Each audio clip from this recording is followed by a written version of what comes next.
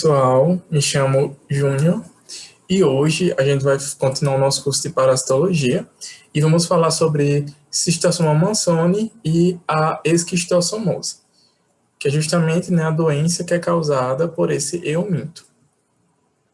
Então, o Schistosoma mansoni, ele pertence à classe Trematoda. E essa classe Trematoda, ela tem, né, dentre as suas famílias, a família Esquistossomatidae, em que as espécies que são encontradas nessa família vão ser compostas por parasitas que apresentam dimorfismo sexual. Ou seja, nós vamos ter tanto a fêmea, como nós também vamos ter o macho, nesse caso aí.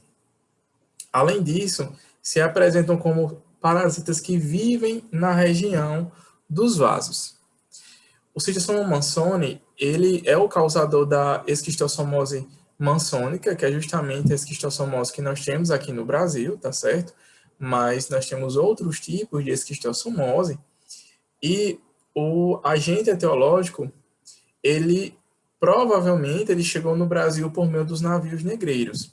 E quando ele chegou no nosso país, ele encontrou o seu hospedeiro intermediário, que são justamente os caramujos do gênero Bionfalaria, e também conseguiu encontrar nesse ambiente as condições favoráveis para que permitisse o seu crescimento. Então, tudo isso corroborou para o desenvolvimento desse microorganismo, né? Então, o Schistosoma mansoni, ele pode ser encontrado na África, nas Antilhas e também na América do Sul. E aqui, né, na América do Sul, no Brasil, propriamente dito, ele é conhecido como xistose, barriga d'água ou ainda mal do caramujo.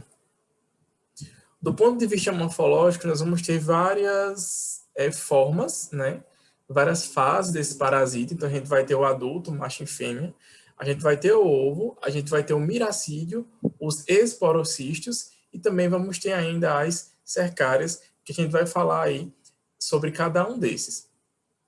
Então, o macho, ele tem como característica morfológica medir cerca de até 1 centímetro, tá certo? Ele vai ter uma cor que vai ser esbranquiçada, e na região anterior ele vai ter duas estruturas que são muito importantes, que são elas a ventosa oral, tá? E a ventosa ventral, ou ainda acetábulo. Então, a ventosa oral e o acetábulo são muito importantes porque são estruturas que permitem com que esses parasitas eles possam se aderir, né, aos tecidos, tá bom? Além disso, na região posterior, nós temos uma estrutura muito importante, que é o chamado canal ginecóforo. E é nesse canal ginecóforo que a fêmea se alberga para que ocorra aí o processo de reprodução, em que dentro dele, né, vai haver a liberação aí né, do material genético.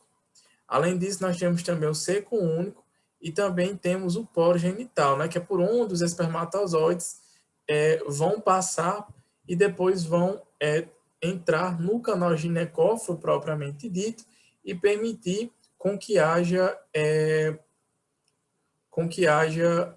o acasalamento, né, propriamente dito. A fêmea, por sua vez, ela vai ser maior que o macho. E ela também vai ter uma coloração mais escurecida. E essa coloração escurecida se dá pelo fato de que a fêmea ela vai se alimentar de hemácias, né? Então ela vai ter essa característica de ficar mais escurecida mesmo. Ela vai ter tanto ventosa oral quanto ventosa ventral ou acetábulo, tá certo? Também vão servir para sua adesão. E vão ter alguns órgãos que vão permitir o processo aí de gestação, né? Propriamente dito. Então, ela vai ter vulva, ela vai ter o útero, ela vai ter o oótipo, além de glândulas vitelinas, em que essas glândulas vitelinas, elas vão ser importantes porque elas vão permitir, né, com que haja a produção do material que vai ser necessário para permitir a cobertura do ovo. Aqui a gente pode observar, né, mais internamente algumas estruturas sexuais dessa fêmea. Então a gente pode observar, por exemplo, aqui a presença do ovário e a presença do chamado oviduto. E aqui embaixo, por sua vez, a gente vê que a gente vai ter tanto o viteloduto, tá? E ainda vamos ter o ovário. E o ovo, ele vai passar, né, por essas estruturas, que a gente tem a presença do ovo.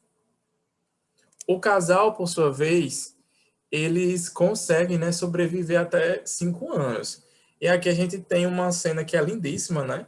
Que inclusive é até o parasita mais romântico que a gente vai ter aqui na disciplina de parasitologia, em que, no caso, a gente observa que a fêmea, né, com a coloração mais escurecida, ela vai ter um comprimento maior, ela está albergada no canal ginecóforo do macho, passando ali pelo processo de acasalamento.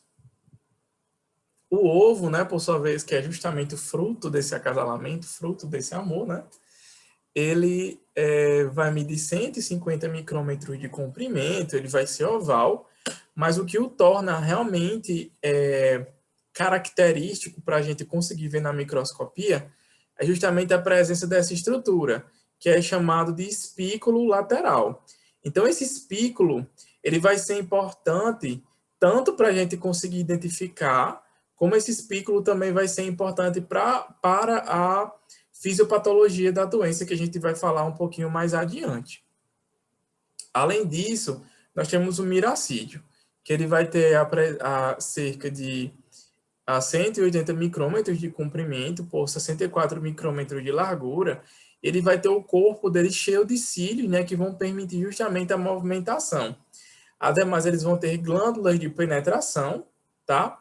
Que essas glândulas de penetração, elas vão permitir com que ele libere proteínas específicas para poder haver uma destruição tecidual. E temos também um terebratório, que é uma estrutura sensorial. Então, o que é que vai acontecer? O miracídio, ele vai penetrar no caramujo, tá? No caramujo bionfalária. E daí esse caramujo, ele vai liberar substâncias que vão ser detectadas pelo terebratório do miracídio.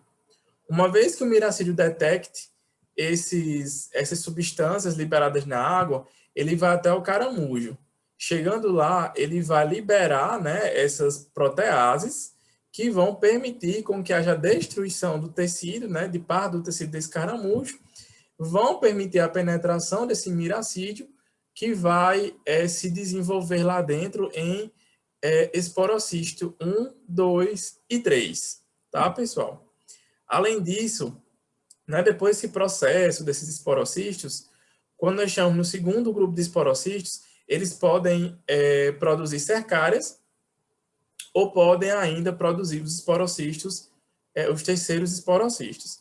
Então, a cercária, por sua vez, ela vai ser liberada do caramujo e ela vai ficar livre lá na coleção aquática, para que ocorra o processo de transmissão aí do ser humano, né? A infecção do ser humano.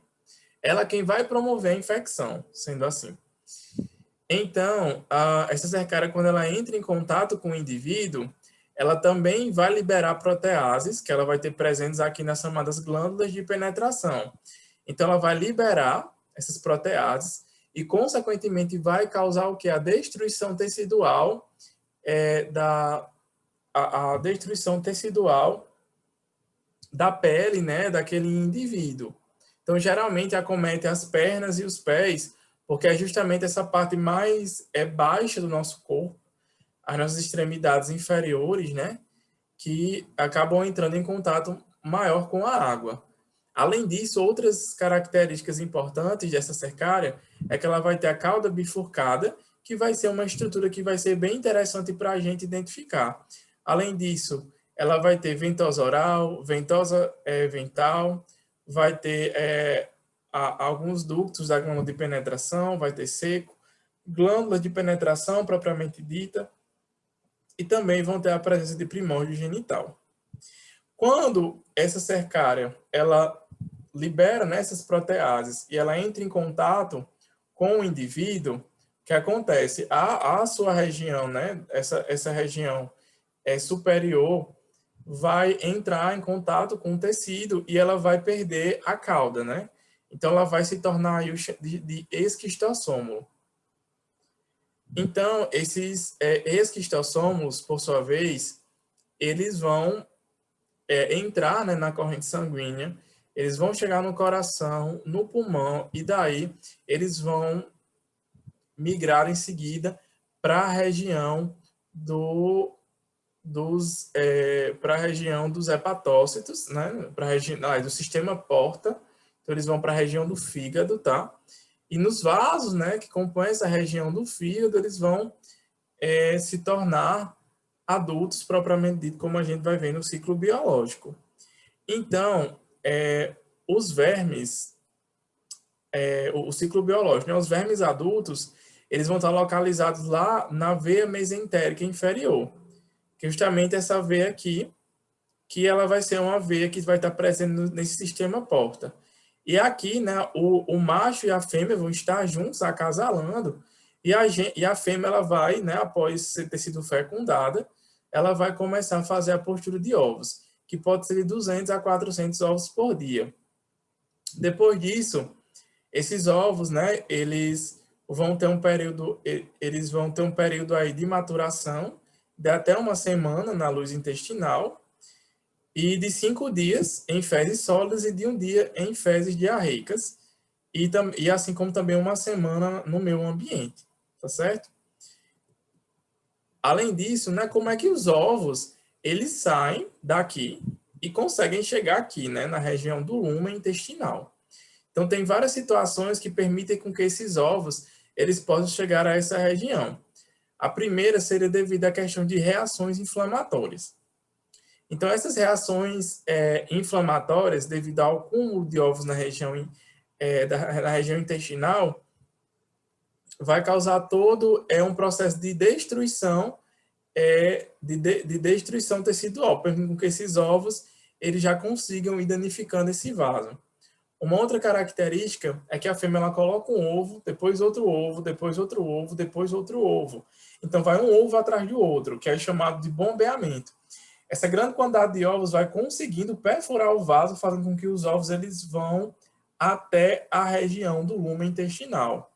Além disso, os miracídios que estão presentes no interior do ovo, eles conseguem também liberar, pessoal, as proteases.